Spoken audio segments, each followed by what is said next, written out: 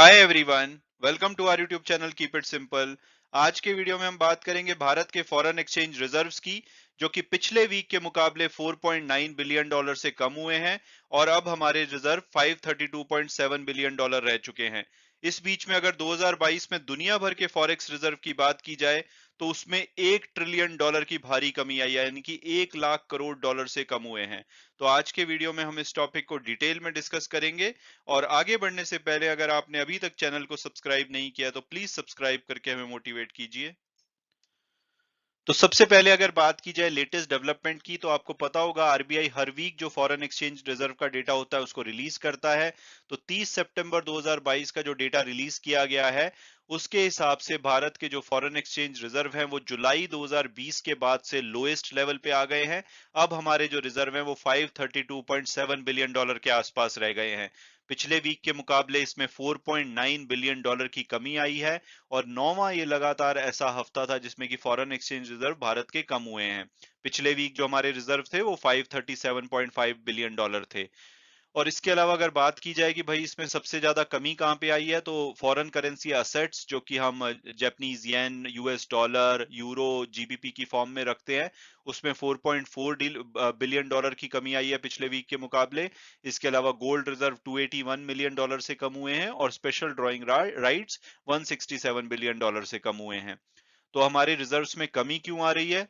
तो उसमें सबसे बड़ा कारण जो आरबीआई के गवर्नर, जब उनकी मॉनेटरी पॉलिसी कमेटी की मीटिंग खत्म हुई थी तो उन्होंने बताया था कि जो 1 अप्रैल 2022 के बाद, यानी कि जब तब से लगभग 75 बिलियन डॉलर के आसपास हमारे रिजर्व डिप्लीट हुए हैं, तो उसका 67% जो है, यानी कि लगभग हम बोल सकते हैं 50 बिलियन डॉलर के आसपास सिर्फ करेंसी वैल्यूएशन की वजह से इसमें कमी आई है। आपको पता होगा कि यूएस डॉलर बहुत ही ज्यादा स्ट्रांग हो रहा है और जो हम अपने करेंसी रिजर्व्स हैं वो यूएस डॉलर में तो होते ही है हमारे, लेकिन हम उसको Japanese yen, great Britain pound और यूरो की फॉर्म में भी रखते हैं। तो ये करेंसी आप देखेंगे तो यूरो जैसे इस साल में 14% डॉलर के मुकाबले वीक हुआ है।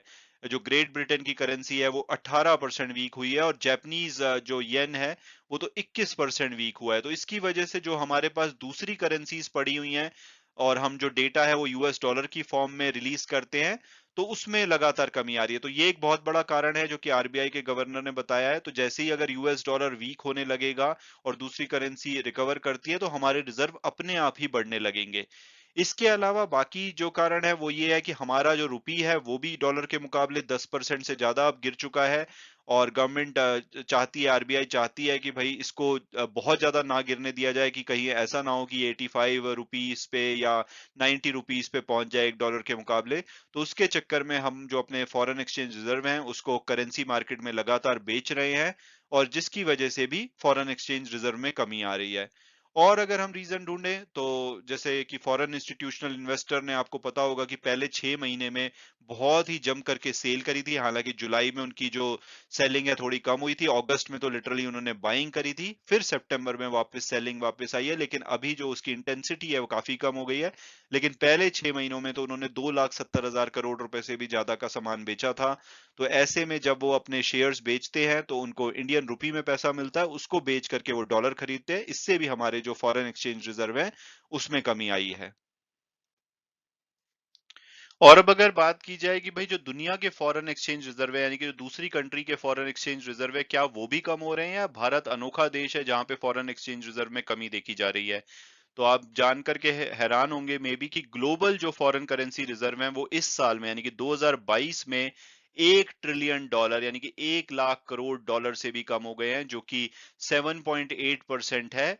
और ये अब 12 ट्रिलियन डॉलर पे आ गए हैं, यानी कि लगभग 13 ट्रिलियन डॉलर थे जब ये साल शुरू हुआ था, वहां से 1 ट्रिलियन डॉलर कम होकर के अब ये 12 ट्रिलियन डॉलर रह गए हैं।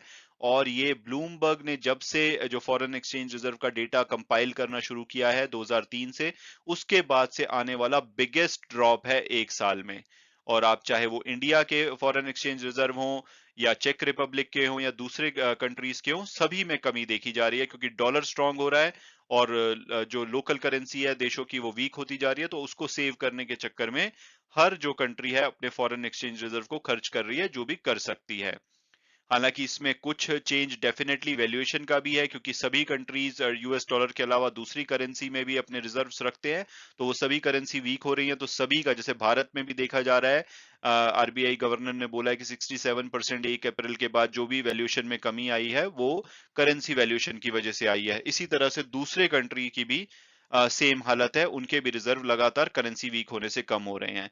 लेकिन इसमें बहुत बड़ा योगदान डॉलर सेलिंग का भी है, यानी कि वो जो अपनी करेंसी को बचाने के लिए जो उनके फॉरेन एक्सचेंज रिजर्व हैं उसको दबा करके करेंसी मार्केट में बेच रहे हैं। जैसे कि अगर हम यहाँ पे देखें, इंडिया के जो रिजर्व हैं वो सितंबर 2021 में 642 बिलियन डॉलर पे पहुंच गए थे, और वहां से 110 बिलियन डॉलर गिर चुके हैं, यानी कि 1 ट्रिलियन डॉलर की जो दुनिया भर में कमी आई है उसमें एक बहुत बड़ा हिस्सा तो हमारे भारत के फॉरेन एक्सचेंज रिजर्व का है। इसके अलावा जापान की बात की जाए तो उनके सितंबर में 20 बिलियन डॉलर से उन्होंने अपने जो डॉलर हैं वो बेचे हैं, ताकि वो अपनी करेंसी को बचा पाएं, और ये 1998 के बाद पहली बार उन्होंने अपनी करेंसी को सपोर्ट करने के लिए फॉरेन एक्सचेंज रिजर्व को खर्च किया है। चेक रिपब्लिक की बात की जाए तो इनके भी जो फॉरेन एक्सचेंज रिजर्व है वो 19% फरवरी के बाद से, यानी कि रशिया यूक्रेन के वॉर शुरू होने के बाद से कम हो चुके हैं। इसके अलावा हम साउथ एशियन कंट्री में, हमने पिछले वीक के वीडियो में डिस्कस किया था, चाहे वो थाईलैंड हो, साउथ कोरिया हो या दूसरे साउथ एशियन कंट्रीज हो, सभी के फॉरेन एक्सचेंज रिजर्व बहुत ही तेजी से कम हो रहे हैं।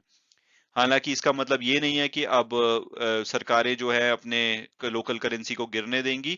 जो भी सरकार इसको बचा सकती है वो अभी भी इसको बचाने के लिए फॉरेन एक्सचेंज रिजर्व को खर्च करती रहेगी। जैसे कि अगर भारत की बात की जाए, ये अभी भी 49% ज्यादा है 2017 के लेवल से, यानी कि 110 बिलियन डॉलर से कम होने के बाद भी अभी भी हम 2017 के लेवल से 49% ज्यादा पे बैठे हैं। तो आने वाले टाइम में अगर जरूरत हुई रुपये को बचाने के लिए तो आरबीआई इसको और भी ज्यादा खर्च करती रहेगी।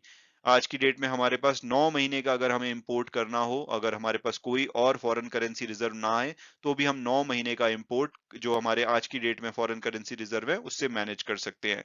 लेकिन सभी कंट्रीज की हालत इतनी अच्छी नहीं है। जैसे अगर हम पाकिस्तान की बात करें, उनके जो फॉरेन एक्सचेंज रिजर्व हैं 42% गिरे हैं इस साल में, अब 8 बिलियन डॉलर के आसपास रह गए हैं, जो कि उनके 2 महीने के इंपोर्ट को भी कवर नहीं कर सकते। तो अगर यहाँ पे इनकी करेंसी लगातार वीक होती रही, डॉलर स्ट्रांग होता रहा, तो हो सकता है कि ये अपने रिजर्व को खर्च ना कर पाए करेंसी को बचाने के लिए, और इनकी करेंसी बहुत ही ज्यादा तेजी से और गिरे। और अब अगर हम फॉरेन करेंसी रिजर्व को कंट्री लेवल पे देखें तो सबसे ज्यादा जो रिजर्व है वो चाइना के पास है 3.2 ट्रिलियन डॉलर के। इसके बाद जापान आपको दिखेगा 1.3 ट्रिलियन के साथ, फिर स्विट्जरलैंड, ताइवान, रशिया, और अब भारत छठे नंबर पे आ गया है। कुछ टाइम पहले हम चौथे नंबर पे थे, रशिया और ताइवान से ऊपर थे, लेकिन अब हमारे रिजर्व कम होकर के अब हम छठे नंबर पे आ गए हैं। फिर आपको Saudi Arabia, south Korea, Hong Kong और ब्राजील दिखेंगे। इसी लिस्ट में 86 नंबर पे आपको पाकिस्तान दिखेगा, जिनके की रिजर्व 8 बिलियन डॉलर से भी अब कम रह गए हैं। पिछले वीक के मुकाबले इनके जो रिजर्व हैं 106 मिलियन डॉलर से कम हुए हैं। मैं उम्मीद करता हूं कि आपको ये वीडियो पसंद आया होगा और आपने कुछ नया जाना होगा। Thanks so much for watching the video and God bless you all.